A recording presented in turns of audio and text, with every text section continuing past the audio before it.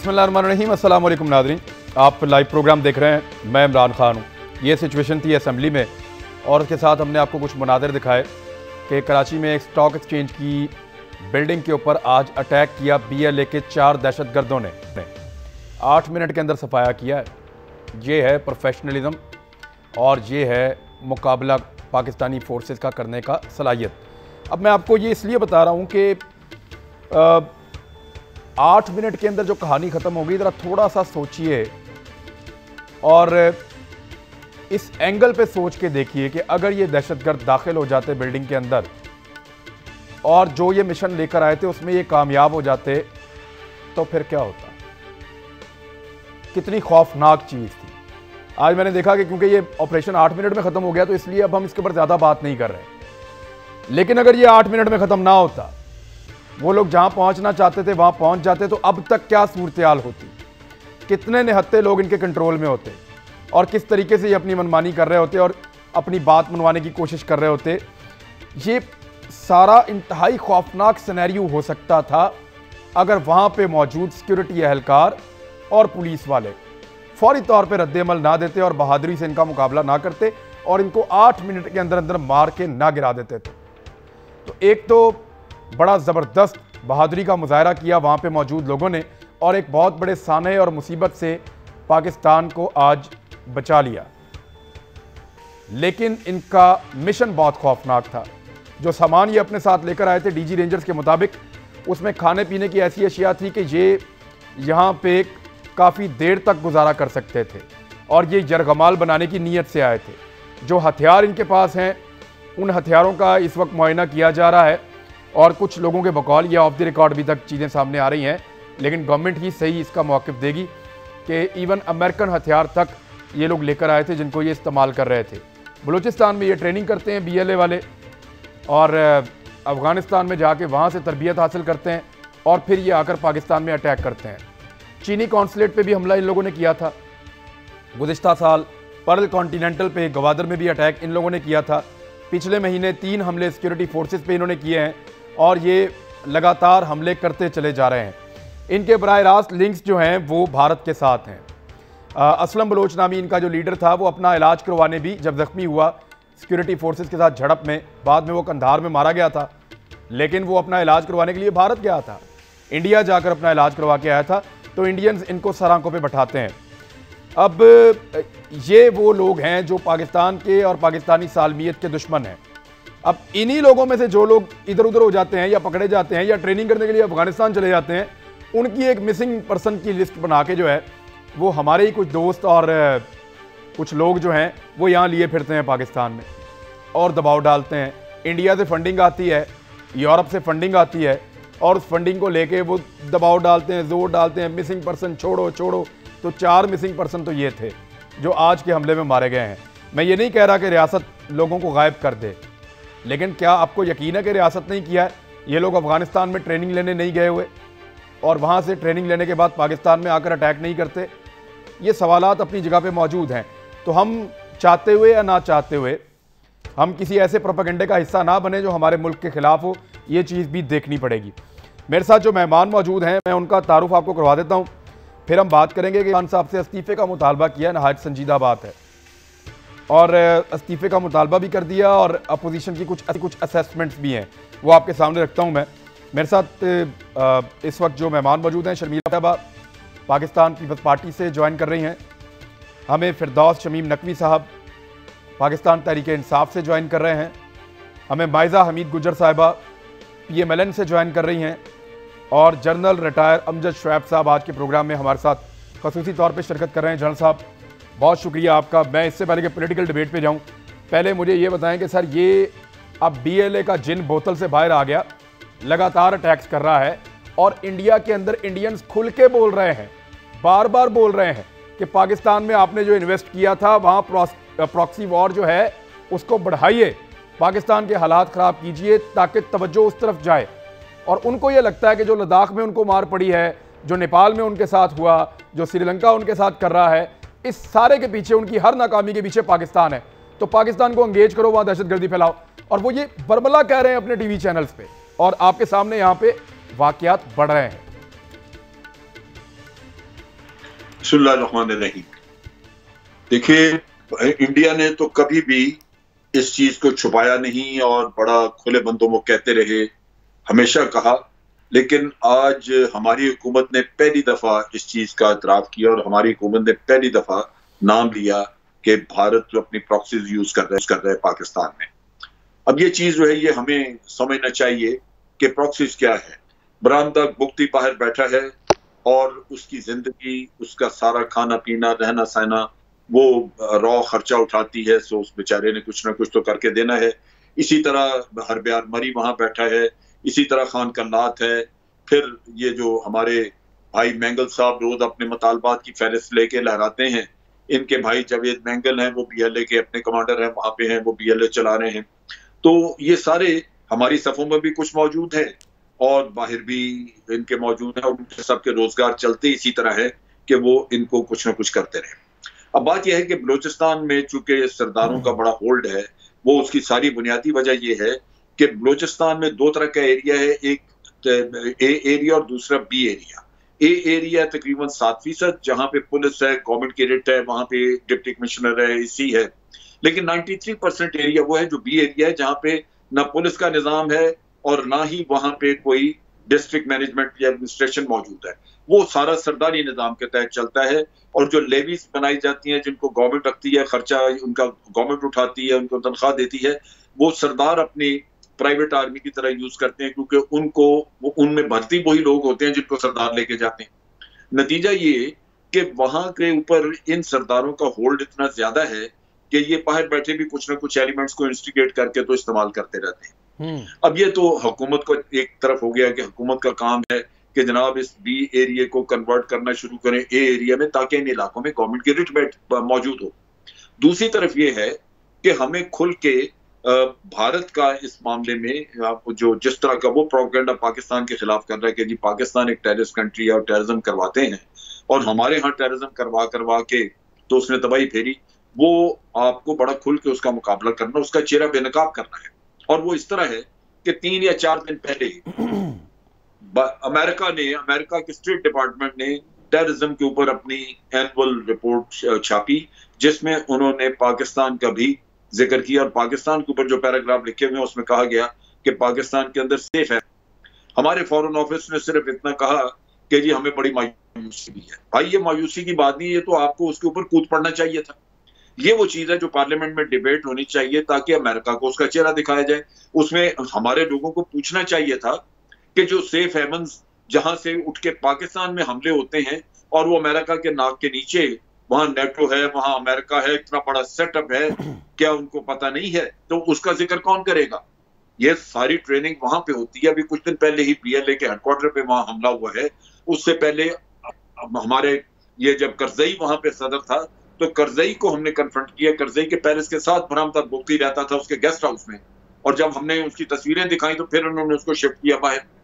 तो ये सारा किस्सा जो है, ये जब तक हम एक अग्रेसिवली दुनिया के सामने नहीं रखेंगे और ये आपका अगर माजरत खाना रवैया रहेगा, जो आज नजर आता है कि आप कुछ अपनी स्ट्रेटजी बदल रहे हैं, क्योंकि आपके जो नेशनल सिक्योरिटी एडवाइजर है उसने भी खुल के भारत का नाम दिया और शाह महमूद कुरैशी साहब ने भी दिया कि ये इनकी प्रॉक्सीज हैं जो ये काम कर रही हैं, और ये दुनिया को दिखाना होगा। क्योंकि इसमें वैसे अमेरिका की मर्जी शामिल है, ईरान शामिल है, और उसकी बुनियादी वजह यह है कि ये CPEC के खिलाफ है। CPEC का इशू ऐसा है कि इनको किसी को हजम नहीं हो रहा, लिहाजा उसको नाकाम करने के लिए कई इंटेलिजेंस एजेंसीज हैं जो कर रही हैं। वरना बड़ी सीधी सी बात है कि ईरान की सरजमीन से जो टेररिस्ट अटैक होते रहे, खासतौर पे जो गवादर में हुआ, आप सोच सकते हैं कि अमेरिका उसमें उसकी मजम्मत ना करता ईरान की, जहां जिनकी इतनी दुश्मनी है। लेकिन जो पाकिस्तान के अंदर ईरान की सर से अटैक होते हैं, उन पे कभी अमेरिका आप देखेंगे कि वो कभी उसकी मजम्मत नहीं करेगा और कभी ईरान को वार्निंग नहीं देगा, इस वजह से कि ये उनको भी सूट कर रहा है, वहां से भारत कराता है। ठीक है। तो ये एक काफी कॉम्प्लिकेटेड सा इशू है, लेकिन हमें इसको बड़ा एक प्लान बना के कॉम्प्रिहेंसिवली इसको एड्रेस करना होगा, जहां इंडियन प्रोपेगेंडा भी आप काउंटर करें और उनको चेहरा बेनकाब करें कि ये टेररिस्ट हैं, ये पाकिस्तान में करा रहे हैं, अमेरिका को कन्फ्रंट करें, ईरान को कन्फ्रंट करें, और ये इशू जो है ये तब कंट्रोल में आएगा। फिर ये कि अब मुझे जरा गवर्नमेंट से जरा जो बाढ़ लग रही है ईरान बॉर्डर के ऊपर, उसका काम तेज करना होगा ताकि वहां से भी उनका रास्ता बंद हो, अफगान साइड से भी रास्ता बंद हो, ये काफी सारी चीजें जो हमें करने की हैं। सर ठीक है, मुझे गवर्नमेंट का पॉइंट ऑफ व्यू जो है वो बड़ा इंपॉर्टेंट है। इमरान खान ने कश्मीर के मामले के ऊपर बात की भारत के खिलाफ, वो बड़ी तगड़ी बात की, अपोजिशन ने भी उनकी तारीफ की। उन्होंने कहा ठीक है, खान साहब ने ये काम ठीक किया। लेकिन मियां नवाज शरीफ साहब से हमें जो एतराज रहा वो कुलभूषण यादव का नाम भी नहीं लेते थे। इमरान खान की पॉलिसी हम क्या देखेंगे आने वाले दिनों में? फोर्सेस कहती हैं कि हमारे पास सबूत मौजूद हैं, फोर्सेस कहती हैं कि हमारे पास बाकायदा लिंक्स मौजूद हैं कि कैसे कैसे इंडिया पाकिस्तान में दहशतगर्दी करवाता रहा है और अभी भी करवाना चाहता है और करवा रहा है। तो फिरदौस शमीम नकवी साहब, किस लेवल पे हम एक्सपेक्ट करें प्राइम मिनिस्टर ऑफ पाकिस्तान से कि वो इस इशू को उठा के दुनिया के सामने एक्सपोज करेंगे? जी देखिए, बिस्मिल्लाहिर्रहमानिर्रहीम, मेरे ख्याल से पहली तरजीह हमारे मुल्क की जो है और इस हुकूमत की है वो ये है कि हम अपने क्रेडेंशियल्स इस्टेब्लिश करें कि हम ना टेररिज्म को प्रमोट करते हैं ना टेररिज्म को बर्दाश्त करेंगे। और मेरे ख्याल से जब से हुकूमत आई है हमारी कोशिश ही ये रही है, और उसी की वजह से पिछले साल आपको याद है कि पाकिस्तान को टूरिस्ट डेस्टिनेशन नंबर 1 डिक्लेयर किया गया कि वी वांट टू से कि पाकिस्तान जो है वो एक पीस लविंग कंट्री है, वो अपने लोगों को की भी हिफाजत करेगा और जो लोग बाहर से आते हैं उनकी भी हिफाजत करेगा। जहाँ तक कोई भी साजिश मुल्क के अंदर हो रही है, मैं ये समझता हूँ जैसे जनरल साहब ने कहा, हम किसी से अपॉलोजेटिक नहीं हैं। हमने एज ए नेशन इस पूरी वॉर ऑन टेरर, जब से रशियन इन्वेजन हुआ है, हमने एक बड़ी हैवी प्राइस पे की है to become instruments of some foreign power. और मैं समझता हूं कि एक बुनियादी फैसला ये किया है कि हम आइंदा कभी किसी की जंग का हिस्सा नहीं बनेंगे। सर, इंडिया आपके ऊपर एक जंग मुसल्लत कर रहा है, उसका जवाब कौन देगा? देखिए, हम तो जो हिंदुस्तान हम पे जंग मुसल्लत कर रहा है उसका जवाब हमें अपनी सरजमीन को खुद महफूज करके ही देना है, और उसके लिए हमारे लिए ये मुकद्दस है, सबसे अव्वलीन तरजीह है। और मैं ये समझता हूं कि दुनिया पाकिस्तान को लाइटली नहीं ले सकती। सर, आप दिफा की बात कर रहे हैं, दिफा तो आज दिफा तो सर आपके पुलिस वालों ने किया है ना। मैं ये कह रहा हूं कि भारत को काउंटर कैसे करना है, उसको बाज कैसे रखना है। मैं आ रहा हूं उसी पे, इमरान साहब आ रहा हूं सर, आ रहा हूं। देखिए, महाज जो हैं वो जंग के जरिए नहीं है, अपनी मॉरल स्ट्रेंथ के जरिए दुनिया के स्टेज पे लड़ी जाएगी। हमें एक्सपोज करना है इंडिया की साजिश को और इंडिया के इन्वॉल्वमेंट को। ये जो बार बार चार्ज लगाते थे कि पाकिस्तान टेररिज्म प्रमोट कर रहा है, हमें इन्हीं के हथियार को इस्तेमाल करके कहना है कि असल इस इलाके का टेररिस्ट जो है वो मोदी सरकार है। ठीक, कि वो हिटलर भी है और उसने पूरे इलाके खत्ते के अमन को खतरे में डाला हुआ है, चाहे वो चीन के साथ हो, नेपाल के साथ हो, भूटान के साथ हो, मिजोरम हो, चाहे वो पाकिस्तान की सरजमीन हो। भारत ने जो अपने ताल्लुकात अफगान गवर्नमेंट के साथ इस वक्त बनाए वो हमारे लिए बाइस तशवीश हैं, ख़ासतौर पे नॉर्दर्न अलायंस के साथ। तो हमें अपनी हर पॉलिसी को अपने मुल्क के तहफ़्फ़ुज़ के लिहाज से देखना है और हम उसी को अव्वलीन तरजीह देंगे। ज़रूरी नहीं है कि ईंट का जवाब पत्थर से उस तरीके से दिया जाए जिस तरह कहा जा रहा है, लेकिन मैं समझता हूँ कि ये तमाम एलिमेंट्स और इनके ताने बानों को एक्सपोज करना ही हमारे लिए सबसे ज़्यादा अहम चीज़ है इस वक्त। और हम अपॉलोजेट, मैंने आपसे कहा, हम खुल के भारत का नाम भी लेंगे और हम जहां जहां मुमकिन होगा हर फोरम में इन्हें एक्सपोज करेंगे। स्ट्रेटेजी क्या होगी उसके ऊपर बात हो सकती है और वो हम करते भी रहेंगे। मैं एक चीज़, शर्मिला फारूकी साहब, आपकी पार्टी ने मुतालबा कर दिया इमरान से कि वो मुस्ताफ़ी हो जाएं। इससे पहले अपोजिशन की कुछ असेसमेंट्स हैं, मैं आपके सामने रख देता हूं। नंबर 1, सेलेक्टर्स जो हैं उन्होंने इमरान खान को छोड़ दिया है, वो अब इमरान खान से परेशान हैं और खुश नहीं हैं। ये आप लोगों की असेसमेंट है अपोजिशन की। नंबर 2, इमरान खान की पार्टी में फूट पड़ गई है, पार्टी किसी भी वक्त टूट सकती है, कमज़ोर हो गई है, लोग इमरान खान से जान छुड़ाना चाहते हैं। नंबर 3, इमरान खान के इत्तेहादी भी इमरान खान का साथ छोड़ चुके हैं, बहैसियत वो मजबूरी वो साथ चल रहे हैं, वो इसके साथ नहीं रहना चाहते। जब इतना कुछ है आपके पास और इतनी ज़बरदस्त इंफॉर्मेशन है, तो फिर मिन्नतें क्यों करते हैं, उसको इस्तीफा क्यों मांगते हैं? आप वहां पे पेश कर दें, तहरीक-ए-एतमाद वैसे ही फारिग हो जाएंगे। शुक्रिया इमरान साहब। देखिए, बात यह है कि पीपल्स पार्टी कभी भी किसी गैर आईनी इकदाम को सपोर्ट नहीं करती। ना हमने कभी इस किस्म की साजिशें की हैं जो माजी में दूसरी जमातें करती रही हैं कि जनाब एक इलेक्टेड गवर्नमेंट को आप गैर आईनी तरीके से निकालें, इत्तेहादियों को खींचें, या एक बैग लेके फिरें या जहाज लेके फिरें, लोगों को खरीदें। ये हमारा काम नहीं है। हमने हमेशा इस चीज़ को ना सिर्फ डिस्करेज किया है बल्कि कंडेम भी किया है। देखिए, जहाँ तक इमरान खान साहब की हुकूमत का ताल्लुक है, 2 साल, अभी तो खैर कोविड आ गया, इनको बहाना मिल गया है कि ये पेंडेमिक है और उसमें तहरीक गैर-आनी तो नहीं है, गैर-आनी तो नहीं है, नहीं बिल्कुल गैर-आनी नहीं है। तो लेकिन आप ये कर भी एक दें। हकीकत है, इस वक्त तो हमारे पास वो नंबर्स नहीं है और नहीं, ना हम चाहते हैं। आपकी असेसमेंट है कि इमरान खान से सारे तंग हैं, तो वो कैसे जीत जाएगा, कैसे जीत जाएगा? मुझे बताइए इमरान साहब, आप अपने चैनल में बैठे हुए हैं, आपने मीडिया इंडस्ट्री का हाल देखा है क्या हो रहा है? बहुत बुरा। मतलब आप कोई भी शोबा उठा के देख लें, मैंने एक एग्जांपल दिया मीडिया इंडस्ट्री, कोई शोबा उठा के देख लें, आप आम खाने पीने की अशिया उठा के देख लें, आप पेट्रोल उठा के देख लें, आप मैन्युफैक्चरिंग इंडस्ट्री उठा के देख लें, आप किसान चीख रहा है, बर्बाद कर दिया पाकिस्तान को इमरान खान ने। आप तहरीक एतमाद नहीं लाएंगे उसके खिलाफ? नहीं, तहरीक एतमाद, देखिए अगर हमारे पास नंबर्स होते तो हम तहरीक एतमाद जरूर लेकर आते, लेकिन हम ये नहीं चाहते कि हम इनके इत्तेहादियों को खींचें या कोई ऐसी कोई एक मेजर्स लें जो एक जमहूरी अमल में एक जमहूरियत की स्पिरिट के खिलाफ है। हम वो नहीं कर सकते। जमहूरी अमल है। अब देखें, मैं 1 मिनट मेरी बात सुने। पंजाब में आपने गवर्नर राज लगा दिया, आपका डेमोक्रेटिक राइट था, आपने लगा दिया। पाकिस्तान में किसी ने गवर्नर राज नहीं लगाया पिछले इतने सालों में, आपने पंजाब में गवर्नर राज लगाया। सेनेट का चेयरमैन आप लोगों ने नहीं, आपकी पार्टी में से लोगों ने किया। आपने बलोचिस्तान में नून लीग की हुकूमत गिरा दी, नवाज शरीफ साहब को आपसे शिकवा है। अब आप कह रहे हैं, अब आप मोरालिटी की बात कर रहे हैं, मोरालिटी की। अब आप अगर सवाल पूछ के मेरा जवाब खुद ही देंगे तो फिर नहीं, मैं सिर्फ आपको याद दिला रहा हूं कि ये सारे जमहूरी काम आपने किए हैं। मुझे सब याद है। पंजाब में गवर्नर राज से लगा था क्योंकि एक कॉन्स्टिट्यूशनल रिक्वायरमेंट थी, क्योंकि शहबाज शरीफ साहब को अदालत ने जो है वो नाअहल करार दिया था और एक आईनी बहरान आ गया था जिसकी वजह से गवर्नर राज लगाया गया। हमने अपनी मर्जी से उनकी हुकूमत गिरा के उनके एमपी। अदालत ने तो नहीं कहा था आपको उठाने के लिए, उठाया आपने इसलिए कि सेटलमेंट हो गई आपकी। देखिए शर्मिला फारूकी साहबा, गलत चीज को जस्टिफाई नहीं कर सकते हम। मुस्तकिल तौर पे तो इस किस्म की कोई भी इकदाम अब नहीं हो सकते। 18वीं तरमीम के बाद 18वीं इकदाम हो ही नहीं सकते। ये जो आज रोते हैं ना 18वीं तरमीम के लिए कि 18वीं तरमीम ने ये कर दिया, 18वीं तरमीम वो कर दिया, इन्होंने एक्चुअली 18वीं तरमीम पढ़ी नहीं है। आपने बलूचिस्तान लीग की हुकूमत गिरा दी, जरदारी साहब ने खुद बंदोबस्त करके दिया, वो आपके ख्याल में ठीक था?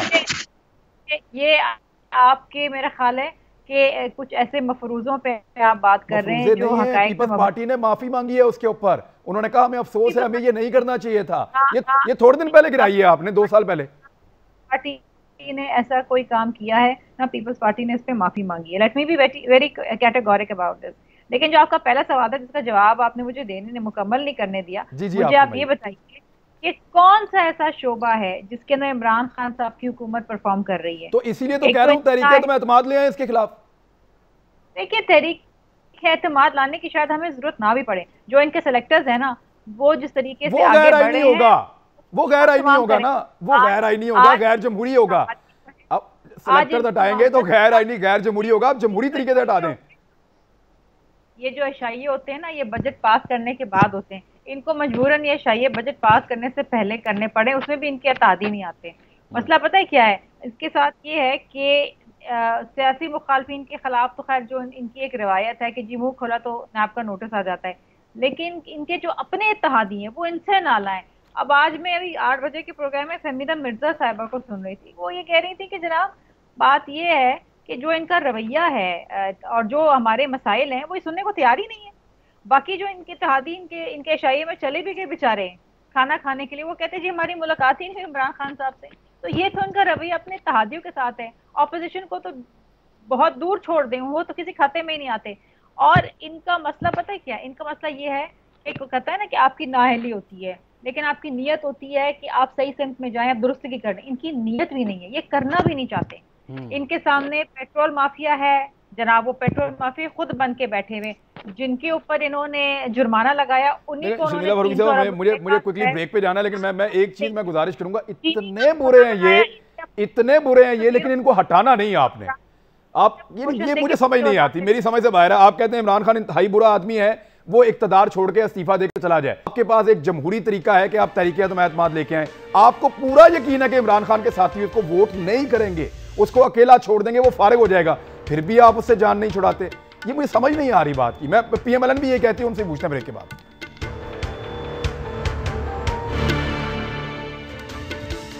Welcome back Nadreen. मायदा हमीद साहब, आपको अपोजिशन को लगता है कि इमरान खान इंतहाई कमज़ोर है, किसी भी वक्त फारग हो सकते हैं, कभी आपको लगता है, अभी आपने ट्वीट भी किया था गालिबन, उन्होंने 5 साल का कहा तो आपने कहा जी 5 महीने 6 निकाल के दिखा दें तो बड़ी बात है। तो तहरीक-ए-एतमाद आप ले आए, खान साहब तो बहुत कमज़ोर हैं, फारग हो जाएंगे, आपको क्या लगता है? इमरान, पहले तो मैं इस जो कराची की स्टॉक एक्सचेंज है उसका अटैक जो हुआ है उस पर मजम्मत करना चाहती हूँ और खिराज तहसीन पेश करना चाहती हूँ उन पुलिस ऑफिसर्स को, लॉ इन्फोर्समेंट एजेंसीज़ को जिन्होंने इतना स्विफ्ट एक्शन लिया है। अल्लाह मियाँ जो लोग इसमें शहीद हुए हैं उनको, उनकी फैमिलीज़ को सब्र अता फरमाए, और जो लोग ज़ख्मी हैं उनको अल्लाह मियाँ सेहत दे। उसके बाद जो आप बात कर रहे हैं उसमें देखें, बात यह है कि जब इंसान खुद ही सेल्फ सुसाइड मिशन पे हो तो उसको क्या ज़रूरत है तरीके अदम एतमाद ला के उसको जो है हटाने की। अब इमरान खान साहब खुद ही सेल्फ सुसाइड मिशन पे हैं, जो रोज़ वो इक़दाम करते हैं, जो रोज़ वो बम गिराते हैं अवाम के ऊपर, और जो अवाम जिस अवाम ने उनको वोट दिया है वो उनसे हम गालियाँ सुनते हैं। तो हमें क्या जरूरत है ऐसी हुकूमत को उतारने की जो अपना गला खुद घूट रही है? नहीं, आपको क्या लगता है कि अवाम एक दिन वज़ीर-ए-आज़म हाउस पे हमला करेंगे, इमरान खान को बाहर निकाल के फेंक देंगे? आपको ये लग रहा है? देखें, अवाम अपना बदला लेती है 5 साल के बाद वोट के। तो वही मैं कह रहा हूँ ना, फिर या तो 5 साल आप इस्तीफे का मुतालबा ना करें, आपको 5 साल इमरान खान के साथ गुजारा करना पड़ेगा, अगर नहीं तो फिर तहरीक-ए-एतमाद लेकर आए। हम जो है जो नेशनल असेंबली है या असेंबलियों में अपना मौक़िफ़ पेश करते रहेंगे, एहतजाज करते रहेंगे। आज भी नेशनल असेंबली में हमने एहतजाज किया। लेकिन इमरान, एक ट्रेजेडी बहुत बड़ी है और एक बहुत दुखी बात यह है कि आज भी जब इतना बड़ा इंसिडेंट हुआ तो अपोजिशन की तरफ से, हुकूमत की तरफ से जो एटीट्यूड था वो यही था कि हमने जो है अपोजिशन की बातों का जवाब देना है। ये नहीं था कि हम चुप कर जाएं, हम खामोश हो जाएं। इतना बड़ा इंसिडेंट हुआ है, इतनी बड़ी ट्रेजेडी हुई है, तो इसमें हम जो है या प्राइम मिनिस्टर साहब खुद आके या ये आप क्या मुतालबा कर रही हैं कि ट्रेजेडी क्योंकि बहुत बड़ी हुई है इसलिए अपोजिशन हुकूमत की बेइज्जती करे तो हुकूमत सिर्फ उस ट्रेजेडी की वजह से चुप करके सुने, ये कह रही हैं? देखिए, हुकूमत जो मैच्योर हुकूमत, ये ट्रेजेडी क्या अपोजिशन को इस बात का हक देती है कि इमरान खान की बेइज्जती करो? अपोजिशन मिली है। लेट मी कंप्लीट। ये अपोजिशन की, ये इमरान खान साहब की खुशकिस्मती है, इनको मैच्योर अपोजिशन मिली है जो है इनकी बात सुनती भी है और उसके बाद इनके साथ डिबेट करती है, इनसे लड़ती नहीं है। लेकिन जब इंस्टिगेशन हो गवर्नमेंट की तरफ से, आप इमरान खान साहब को तनकीद करें और आपके जो हैं सारे जो नंबर टाकने वाले लोग हैं सिलेक्टेड, वो आके गालियां देना शुरू कर दें ऑपोजिशन मेंबर्स को, ये कोई नहीं। आपको एक गाली बताइए जो आज कौमी असेंबली में है, एक गाली बताइए हुकूमत की तरफ से, एक गाली बता दें, मैं आपको यकीन दिलाता हूं हम बीप भी नहीं चलाएंगे। एक गाली जो आज कौमी असेंबली में दी गई है अपोजिशन को हुकूमत की जानिब से, एक गाली बताइए, एक गाली। देखिए, मैं तो गालियां नहीं दूंगी, लेकिन गालियां को गाली दी होगी तो बताए ना, कोई एक गाली बता दे। आपकी असेंबली है, वहां कोई गाली, खुदा का नाम ले मादा। लेकिन ऐसा मैं कहूँगा आप रोज गालियां देती हैं, तो मैं आपको, आप मुझे कहेंगे बताओ कौन सी गाली दी है, तो मुझे बताना पड़ेगा। फिर आप मायदा, मैं कहूँगा अगर आप रोज गालियां देती हैं तो मुझे बताना पड़ेगा। नहीं पूछूंगी, और मैं आपसे ऐसा सवाल, कोई एक गाली बता दें जो उन्होंने दी हो आपको, इसका जवाब दें मुझे। मायदा देखें, मैं चाहता हूँ कि आप बताएंगे कोई मुझे नहीं दी, लेकिन आपके सामने है, पार्लियामेंट का सेशन चल रहा होता है, आपके सामने है किस तरह। अच्छा, चले मुझे तो बेसिक क्वेश्चन पे वापस जाने दें। मायदा ठीक है, बातें करते हैं, ठीक है मायदा, ठीक है। मैं सिर्फ सादी सी बात ये करना चाहती हूँ, आप ये कह रहे हैं तनकीद करते हैं, वो आप खामोशी से सुनने की आदत डाल लें, सिर्फ तनकीद को। आप वो ये कहते हैं कि जो आप कहें वो आप वो सुन लिया करें और चुप रहा करें, आपके आगे से ना बोला करें। ठीक है, आपका मुतालबा। मैं जनरल साहब, सारी हुकूमतें ये करती हैं। मेरे पास जो जनरल साहब मेरे पास जो जो देखें, मुझे अच्छी तरह याद है कि जब पीपल्स पार्टी बोलती थी, जब पीपल्स पार्टी बोलती थी तो पीएमएलएन उसको कैसे आड़े हाथों लेती थी, मुझे अच्छी तरह याद है। मुझे अच्छी तरह याद है जब अपोजिशन बोलती है तो हुकूमत उसको कैसे आड़े लेती है। पीपल्स पार्टी और पीएमएलएन का, सवाए पीपल्स पार्टी का कुछ रिकॉर्ड बेहतर है बाकी पार्टियों से। ना पीएमएलएन का रिकॉर्ड अच्छा है तो ना पीटीआई का रिकॉर्ड अच्छा है। सबसे बेहतर आप दोनों में से निस्बतन बेहतर पीपल्स पार्टी का रिकॉर्ड है कि वो सबसे ज्यादा बात सुनती भी थी और बात का जवाब भी देते थे। लेकिन चले अब वापस आते हैं। जनरल साहब, क्या आपको यह सीरियस लगता है कि इमरान खान मुस्ताफी हो जाए, या ये सिर्फ एक बढ़क है, एक सियासी बढ़क है? उसको हटाना मकसद नहीं है, सिर्फ डीफेम करना और वक्ती तौर पे पॉलिटिकल फायदा लेना मकसद है। अगर हटाना है तो इमरान खान के तो सारे बकौल अपोजिशन के कि उसके तो इत्तेहादी भी नाराज हैं, अपनी पार्टी भी नाराज है, उसको तो कोई वोट देने के लिए तैयार नहीं होगा। हटाना है तो फिर तो 5 मिनट का काम है, आप तहरीक तो एतमाद लेके आए, फर्क करें, और जमहूरी भी है। देखिए, ख्वाहिश जरूर है कि हटाया जाए, लेकिन उस ख्वाहिश की तकमील में कई प्रॉब्लम्स हैं। जैसे आपने कहा कि आपके पास पूरे नंबर्स नहीं हैं, फिर पॉलिटिकल पार्टीज के अपने अपने ऑब्जेक्टिव्स हैं। बास लोग सिर्फ कह के कि हटाना चाहते हैं लेकिन वैसे हटाना नहीं चाहते। तो बात यह है कि ये कोई इतना सिंपल नहीं। लेकिन अगर मैं उसको देखूं तो मैं ये कहूंगा कि हमें पॉलिटिकलिटी की तरफ नहीं जाना चाहिए। बाहर आप देखिए कि अगर मैं पीपल्स पार्टी के दौर को देखूं, नून लीग के दौर को देखूं, तो मुख्तलिफ वक्तों पे मुख्तलिफ लोग ये कहते रहे कि जी ये हुकूमत सलामत में जा रही है, इस हुकूमत का बोरिया बिस्तर गोल होने वाला है। ये वो सारी चीजें हैं जो कि कह के तो बिला वजह आप एक अनसर्टेनिटी क्रिएट करते हैं जो मुनासिब नहीं है। मेरा ख्याल है हमें अब स्टेबिलिटी की तरफ जाना चाहिए, जहां जो भी हुकूमत है वो अपने पूरे 5 साल पूरे, और 5 सालों में अगर किसी को हटाने का कुछ है तो वो अपना आईनी जो रास्ता है वो इख्तियार करके अगर कोई हटाए तो फिर तो हमें भी कोई एतराज नहीं होना चाहिए।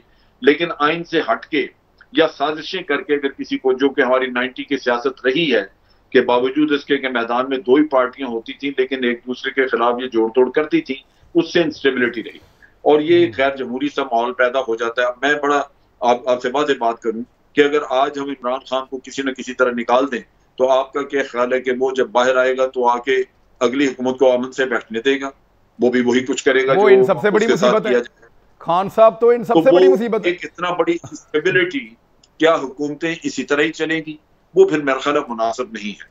और हमें एक मेरी अपनी सोच ये है कि हमें कोई ज्यादा सूझबूझ वाला रास्ता इख्तियार करना चाहिए जहां आप बैठ के तो कुछ कौमी मसाइल की तरफ भी अभी बात कर सकें, बजाय इसके कि यही रोना धोना रहे और उससे आपका वक्त भी ज़ाया हो और आवाम का भी नेचुरली पेशेंस जो है जवाब दे जाए। जी, अब मुझे जरा थोड़ा फिरदौस शमीम नकवी साहब, ये बाल तो उठा है और सीरियसली उठा है। अगर इसमें कोई संजीदगी ना होती तो इमरान खान साहब को यह कहना पड़ता कि मेरे अलावा कोई ऑप्शन नहीं है। यानी इस नहज पे उनको जाना पड़ा, अपने लोगों को यकीन दिलाना पड़ा। इसके पीछे रीजन तो है ना। फिर फिरदौस शमीम नकवी साहब, ये सब कुछ हवा में तो नहीं खड़ा हुआ। मैं इमरान साहब, मेरे ख्याल से ये सब कुछ एक्चुअली हवा में खड़ा हुआ है। तो फिर why prime minister talking about it sir? कर रहे थे लेकिन जी सर, प्राइम मिनिस्टर फिर इसके बारे में बात क्यों कर रहे हैं? मैं मुकम्मल नहीं, मैं अभी आपको बताता हूं प्लीज। पहली चीज, इस मुल्क में इंक्लूडिंग मीडिया एंड कमेंटेटर्स, कितनों ने इस बात का इदराक किया कि हमारा मुल्क डिफॉल्ट पे पहुंच गया था, और जब डिफॉल्ट होता है तो इकोनॉमी का क्या हशर होता है ये शायद इन लोगों को अंदाज़ा नहीं है, या इन्हें तारीख पढ़ी नहीं है मुल्कों की। जब इकोनॉमिक क्राइसिस उस लेवल पे जाता है कि आपके, ये ऐसी ही बात है कि घर के ऊपर बैंक वाले आके कहें कि घर खाली करो, तुमने सूद भी नहीं अदा किया, उसकी किस्त भी अदा नहीं की, तो घर बचाने के लिए जो कुछ करना पड़ता है तो वो हमें अपने मुल्क बचाने के लिए करना पड़ा। अब उसके बाद जो बेल्ट टाइटनिंग होती उसके अंदर तकलीफ तो होगी। ये तकलीफ किस तरह हुई है और इसका इलाज जो है वो भी सबको पता है। जब भी आप बियॉन्ड मीन्स रहेंगे और आपके अखराजात आपकी आमदन से ज़्यादा होंगे तो आप तकलीफ में रहेंगे। ख़ास तौर पे आपका करंट अकाउंट डेफिसिट। अब अगर मैं दोबारा जाऊंगा, माजी की बात होगी, मैं उसकी तफसील में नहीं जाऊंगा, सिर्फ ये कह के निकल जाऊंगा कि इस मुल्क का इंपोर्ट और एक्सपोर्ट के दरमियान $42 बिलियन का फ़र्क था। तो इसने प्रॉब्लम, हमने एक कंज्यूमर ओरिएंटेड सोसाइटी क्रिएट कर दी और हमारा टैक्सेशन रेट जो है उसमें इस वक्त सूरत हाल जो मुल्क की है वो आप देखिए कि 2.7 ट्रिलियन आप दे देते हैं डेट सर्विसिंग में, 1.7 दे देते हैं डिफेंस के लिए और प्रोविंशियल शेयर दे देते हैं, तो उसके बाद हुकूमत जो है वो -700 बिलियन से काम शुरू करती है, तो वो सारा कुछ अभी भी कर्जों पे चल रहा है। और जब हम टैक्स बेस वाइड करने की कोशिश करते हैं तो वो जो डिवीजन इस वक्त है वो बहुत तकलीफदेह होती है।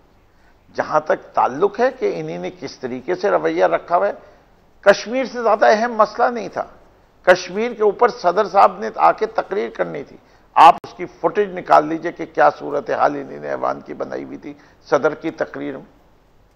पूरी दुनिया रहा कि one of the finest speeches delivered by any person in United Nations वो इमरान खान थे। उन्हीं ने वो इश्यूज उठाए जो कि किसी इस्लामिक मुल्क के, पाकिस्तान को छोड़ें, किसी भी इस्लामिक मुल्क के, लेकिन ये ऑपोजिशन ने अपने मुंह से एक दफा नहीं कहा। जो एक्शंस लिए गए फरवरी के उस अटैक के बाद, सारी दुनिया ने सराहा कि फरासत दिखाई, पायलट वापस कर दिया, हमने अपने क्रेडेंशियल एस्टेब्लिश किए, इन्हीं ने उसकी भी ऑपोजिशन की। तो इनका तो opposition for the sake of opposition है। बिलावल साहब कितनी मार्चेस का ऐलान कर चुके हैं वो आप देख लीजिए। मौलाना फजलुर रहमान साहब ने अपना शौक पूरा किया इन्हीं 2 साल के अंदर, उनको आसरा देती रही PMLN के हम आएंगे, और जब इनको एक मौका नहीं मिला, आप बार बार देख लीजिए, पहला मौका स्पीकर डिप्टी स्पीकर का इलेक्शन दे, ये मुत्तहिद नहीं हुए। सदारती इलेक्शन इनकी मेजॉरिटी थी ऑपोजिशन की, दोनों हाउसेस की, लेकिन दोनों मुत्तहिद नहीं हुए। इनके इंटरेस्ट जो हैं वो कॉन्फ्लिक्टेड है। PMLN एंड PPP कभी कॉपरेट नहीं करेंगे एक दूसरे के साथ। अच्छा, PPP जो है वो अपने जो वाज़े पॉलिसीज रही हैं उससे सुकड़ के अब सिर्फ अंदरूनी सिंध की जमात रह गई। वो चाह रही है कि PMLN आगे ना बढ़े और वो नहीं चाहेगी कि कभी हो, इसलिए कि उन्हें पता है कि तहरीक इंसाफ और PML मिलकर इनको बाकी भी सफाया हो जाएगा इनका। ठीक है, अब यहाँ सर रुके सर, यार रुके सर, जमात को क्यों मौका दे, ठीक है, वो अपना कद बढ़ा ले। ठीक है, अब मुझे यहाँ एक ब्रेक सर, एक ब्रेक। लेकिन देखें शर्मिला फारूकी साहब, आपको रिस्पॉन्ड करना होगा इसमें कि पीपल्स पार्टी और PMLN क्योंकि एक दूसरे पे ट्रस्ट नहीं कर सकते, धोखा दिया हुआ है दोनों ने एक दूसरे को बार बार, तो इमरान खान के खिलाफ तहरीक अदम एतमाद में भी वो एक दूसरे पे एतबार नहीं कर सकते। ये है वजह तहरीक अदम एतमाद ना आने की, बकौल फिरदौस तमीम नकवी साहब। ब्रेक के बाद बात करते हैं।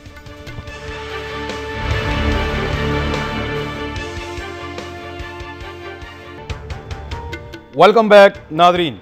जी शर्मिला फारूकी साहब, अब वजह जो PTI को लगती है वो ये है कि PMLN और पीपल्स पार्टी वो कभी एक दूसरे पे ट्रस्ट नहीं कर सकते, और माजी में क्योंकि दोनों ने एक दूसरे को बार बार धोखा दिया है और वो मिसालें आपके सामने हैं, तो अगर एक इकट्ठे होंगे तो कुछ कर पाएंगे ना हुकूमत के खिलाफ। इमरान साहब देखिए, ट्रस्ट इश्यूज तो ना सिर्फ PMLN और पीपल्स पार्टी के हैं, बल्कि ट्रस्ट इश्यूज तो PTI और उनकी तमाम इत्तेहादी जमातों के भी हैं। ठीक कह रही हैं। सबसे ज्यादा जो मिसट्रस्ट इनको करते हैं वो इनके अपने इत्तेहादी हैं, जो ये कहते हैं कि जी हर काम में कमेटी पे कमेटी बना देते हैं और हर कमेटी का अलग सरबरा होता है, और 2 साल से यही काम करते रहे, और वादे इरादे जो इनसे किए गए थे, जो कमिटमेंट्स की गई थी, आज तक एक भी पूरी नहीं हुई है। और यही इनका हाल है अवाम के साथ कि जो भी इन्होंने वादे और कस्में इरादे किए थे कंटेनर पे चढ़ के, वो उसके कंप्लीटली बरअक्स इन्होंने काम किया है। अच्छा, अब इशू ये है कि देखिए, हमें PMLN से हमारी कोई रिश्तेदारी तो होने जा नहीं रही है। जाहिर बात है कि एक कॉमन एजेंडा है जिसके ऊपर हम कुछ चीज़ों के ऊपर, कुछ मामलात के ऊपर हम इकट्ठे हुए हैं, और हमने एक जॉइंट एक स्ट्रैटेजी बनानी है, और वो ये है कि मुल्क की आवाम को इस बदतरीन हुकूमत से छुटकारा दिलाना है। और उसका एक आईनी तरीका ये है कि आप पार्लियामेंट के अंदर इन हाउस चेंज लेकर आएँ। उसका आईनी तरीका ये भी है कि पहले तो आप इस हुकूमत को बावर कराएं, कि जो इसको आईना दिखाएं कि जो ये गलतियां कर रहे हैं या जो ये अवाम के साथ ज्यादती कर रहे हैं उसमें ये दुरुस्तगी लेकर आएं। मसला ये है इमरान साहब कि इनको कुछ भी कह लें, कुछ भी कह लें, कुछ भी सुना लें, कितना ही आईना दिखा लें। अच्छा, और हमें दिखाने की जरूरत है नहीं। ये अगर फायदा नहीं होगा कुछ भी इनको कहेंगे, आपको तहरीक-ए-इंसाफ ही लानी पड़ेगी आखिर में। पाकिस्तान ब्यूरो ऑफ स्टैटिस्टिक्स की रिपोर्ट इनको दिखा दें, या अभी ऑडिटर जनरल की रिपोर्ट जो कर लाइए, ये इनको इनका आईना दिखाने के लिए काफी है।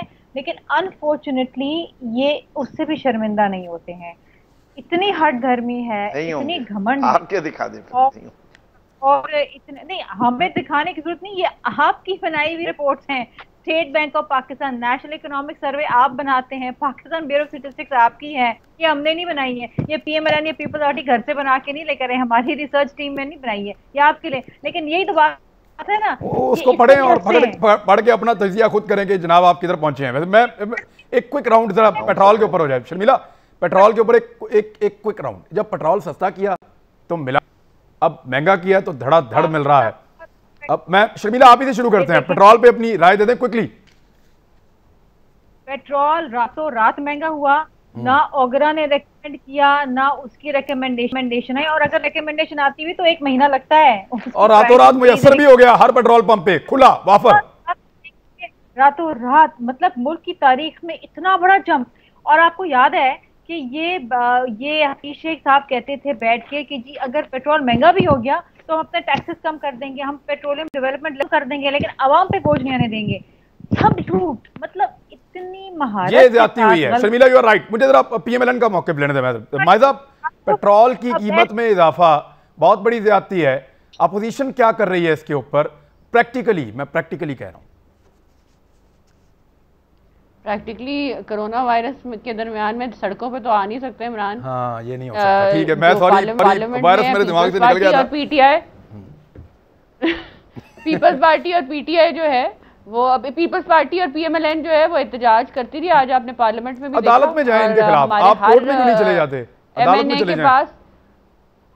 वैसे मुझे एक आपसे सवाल पूछना है, क्यों आप अदम एतमाद पे क्यों बेंट पौन है कि आप अदम एतमाद ही लाएं?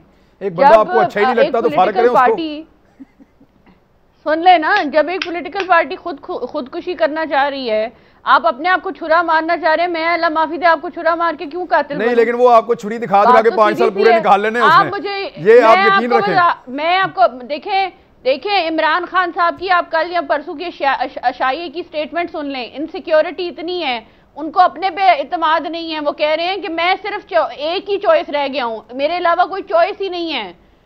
इससे साफ पता चलता है कि इमरान खान साहब को अपनी हुकूमत जाने पे कितना डर लग रहा है। इत्तेहादियों के साथ इनकी बन नहीं रही।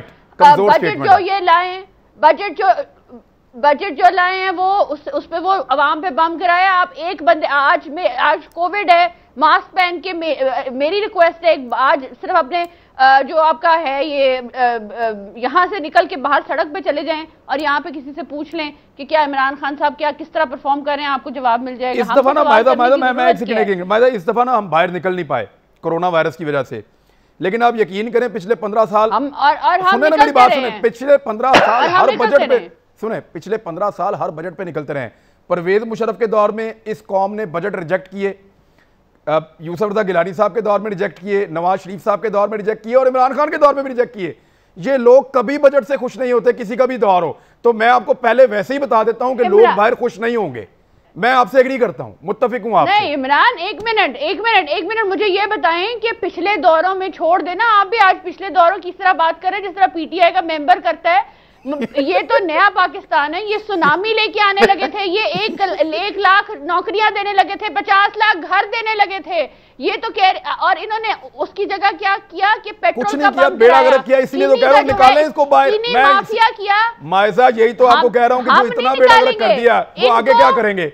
आप भी देखेंगे, मैं अगर इतनी करूंगा मायदा किसी की, अगर इतनी बुराई करूं और किसी को इतना बुरा समझूं तो मैं उसको निकालने के लिए आखिरी हरबा तक इस्तेमाल करूंगा।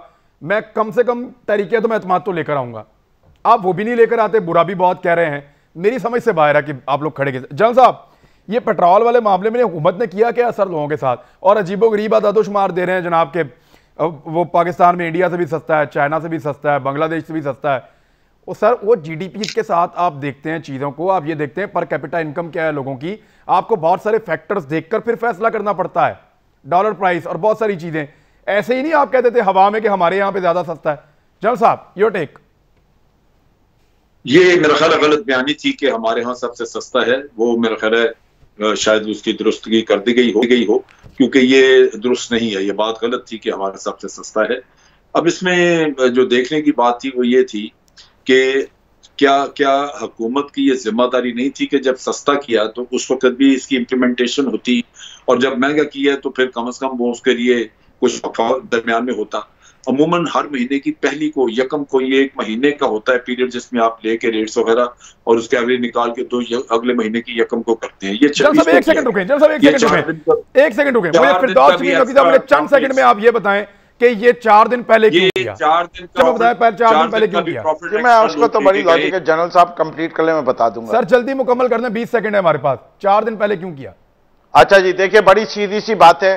अगर इस वक्त पाकिस्तान की जो सूरत हाल है, अगर मैंने पेट्रोल की कीमत जो है वो बढ़ाने जा रहा हूं तो जितने लोगों के पास पेट्रोल पंप्स के पास, जिनके पास पेट्रोल पड़ा था, वो करते क्या? वो पेट्रोल पंप पेट्रोल बेचना बंद करते और कहते कि हम ये 20-20 रुपए फी लीटर कमाएंगे। तो ये नुकता था, ठीक है सर, आपका नुकता कॉमन सेंस वजह है। अगर नहीं करेंगे तो आपने माफिया से बचने के लिए किया, तो सर ये तो हुकूमत की माफिया के सामने कमजोरी नहीं है कि माफिया से डर के 4 दिन पहले ही कर दिया?